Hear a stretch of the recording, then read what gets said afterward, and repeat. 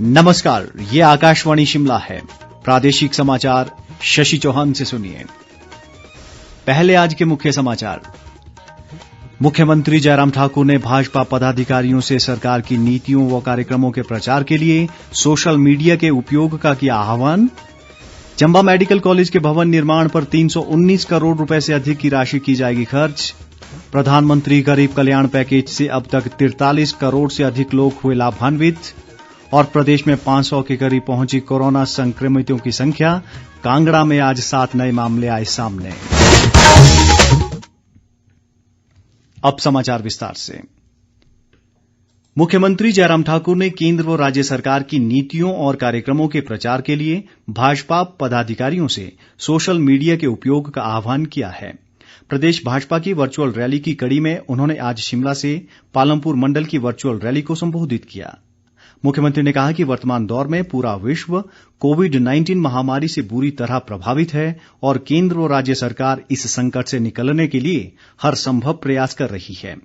जयराम ठाकुर ने कहा कि केंद्र द्वारा घोषित 20 लाख करोड़ रुपए के आर्थिक पैकेज से समाज के प्रत्येक वर्ग को सहायता मिलेगी।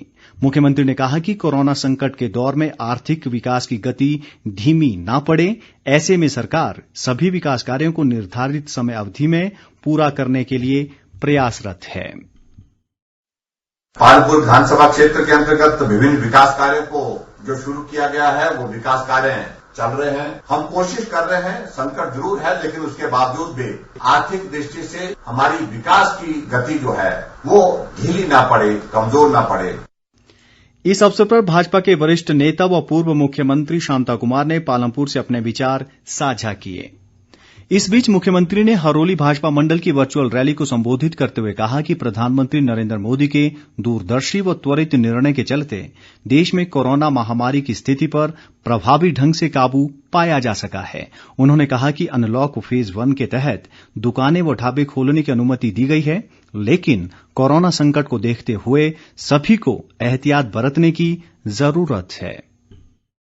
इस संकट के दौर में देश को एक मजबूत नेतृत्व नरेंद्र मोदी जी के रूप में मिला, यह हमारे लिए बड़े सौभाग्य की बात है। अभी अनलॉक फेज 1 जो हमारा चल रहा है, इसमें हमने बसों की शुरुआत कर दी है, दुकानें खोलने का निर्णय कर दिया है, ढाबे दुकानें सबकी सब हमने खोल दी है। सामान्य की तरफ जो है जनजीवन जो है आगे बढ़ता जा रहा है, लेकिन फिर भी मेरा आप सबसे इस बात की निवेदन है कि भले ही हमने ये सारी चीजें खोली हैं, आप सावधानी रखें और एहतियात बरतें कि वायरस के खिलाफ अभी तक लड़ाई बाकी है।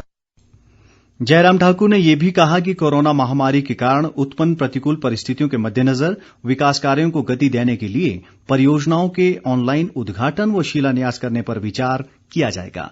उन्होंने स्पष्ट किया कि प्रदेश सरकार भ्रष्टाचार के खिलाफ जीरो टॉलरेंस की नीति पर काम कर रही है और भ्रष्टाचार में संलिप्त किसी भी व्यक्ति को नहीं बख्शा जाएगा। बाद में मुख्यमंत्री ने धर्मपुर, इंदौरा और चौपाल भाजपा मंडल की वर्चुअल रैली को भी संबोधित किया। प्रदेश सरकार ने चंबा मेडिकल कॉलेज के निर्माण कार्य के लिए national building construction company limited के साथ समझौता ज्ञापन पर हस्ताक्षर किए हैं। चंबा भाजपा मंडल की वर्चुअल रैली को संबोधित करते हुए मुख्यमंत्री जयराम ठाकुर ने ये जानकारी दी। उन्होंने कहा कि मेडिकल कॉलेज के भवन निर्माण कार्य पर 319 करोड़ 53 लाख रुपए खर्च किए जाएंगे। मुख्यमंत्री ने कहा कि इससे चंबा जिले में चिकित्सा शिक्षा प्रदान करने के अलावा लोगों को विशेष स्वास्थ्य सुविधा भी मिलेगी। जयराम ठाकुर ने कहा कि प्रदेश सरकार ये सुनिश्चित कर रही है कि धन की कमी विकास कार्यों में बाधा न बने। इस अवसर पर विधानसभा अध्यक्ष विपिन परमार ने कहा कि राज्य सरकार का 2.5 वर्ष का कार्यकाल उपलब्धियों भरा रहा है। केंद्रीय वित्त राज्य मंत्री अनुराग ठाकुर ने भाजपा कार्यकर्ताओं से कोरोना आपदा से निपटने के लिए केंद्र सरकार द्वारा किए जा रहे उपायों को जन जन तक पहुंचाने का आह्वान किया है। हमीरपुर संसदीय क्षेत्र के सुजानपुर व बड़सर में आयोजित वर्चुअल रैली को संबोधित करते हुए अनुराग ठाकुर ने कहा कि कोरोना आपदा से लोगों को राहत देने के लिए केंद्र सरकार ने 20 लाख करोड़ रुपए से ज्यादा का पैकेज दिया है। उन्होंने कहा कि कोरोना महामारी से निपटने के लिए केंद्र सरकार हर जरूरी कदम उठा रही है और प्रधानमंत्री गरीब कल्याण पैकेज से अब तक 43 करोड़ से अधिक लोगों को करीब 64,000 करोड़ रुपए की सहायता दी जा चुकी है। अनुराग ठाकुर ने कहा कि श्रमिकों के लिए मनरेगा के तहत मिलने वाले श्रम को 182 रुपए से बढ़ाकर 202 रुपए किया गया है। प्रदेश में कोरोना संक्रमित मरीजों की संख्या बढ़कर 493 हो गई है। मौजूदा समय में 177 कोरोना पॉजिटिव विभिन्न अस्पतालों में उपचाराधीन है और 299 लोग उपचार के बाद स्वस्थ हुए हैं।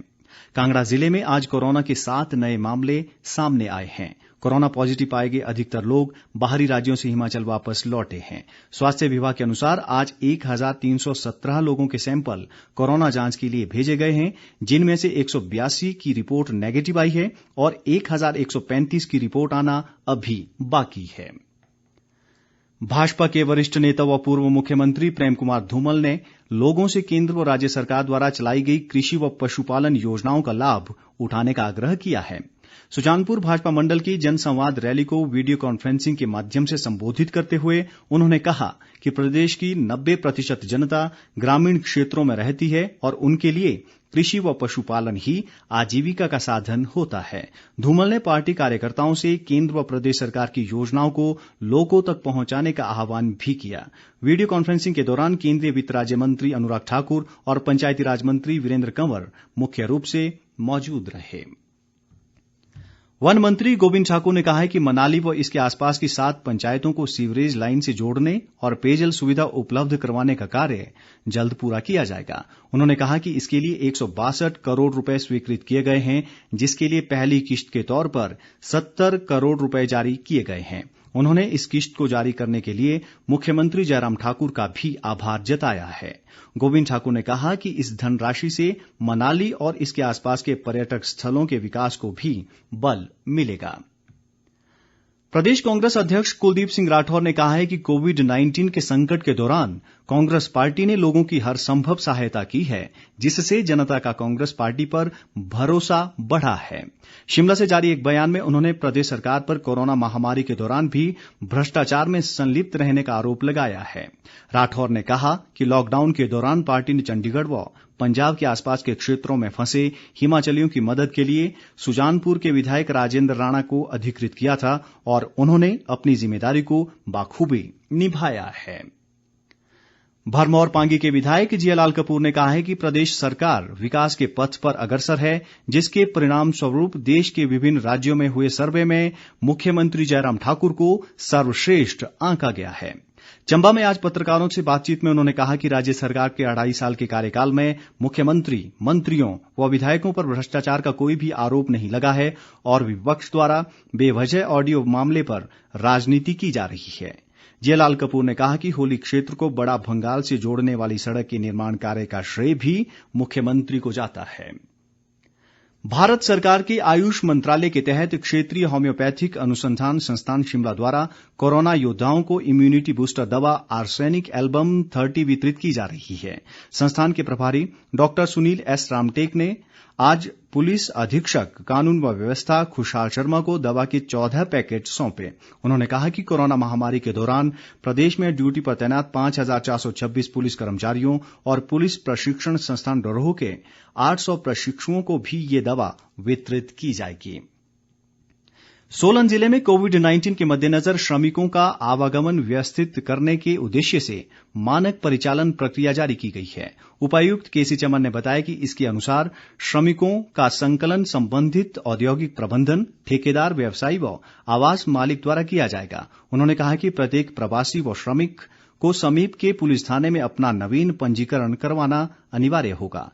उपायुक्त ने कहा कि जिले में पहुंचने पर श्रमिकों को 14 दिन के लिए होम क्वारंटीन भी किया जाएगा। अंत में मुख्य समाचार एक बार फिर। मुख्यमंत्री जयराम ठाकुर ने भाजपा पदाधिकारियों से सरकार की नीतियों व कार्यक्रमों के प्रचार के लिए सोशल मीडिया के उपयोग का किया आह्वान। चंबा मेडिकल कॉलेज के भवन निर्माण पर 319 करोड़ रुपए से अधिक की राशि की जाएगी खर्च। प्रधानमंत्री गरीब कल्याण पैकेज से अब तक 43 करोड़ से अधिक लोग हुए लाभान्वित। और प्रदेश में 500 के करीब पहुंची कोरोना संक्रमितों की संख्या। कांगड़ा में आज 7 नए मामले आए सामने। इसी के साथ ये समाचार बुलेटिन समाप्त हुआ। नमस्कार।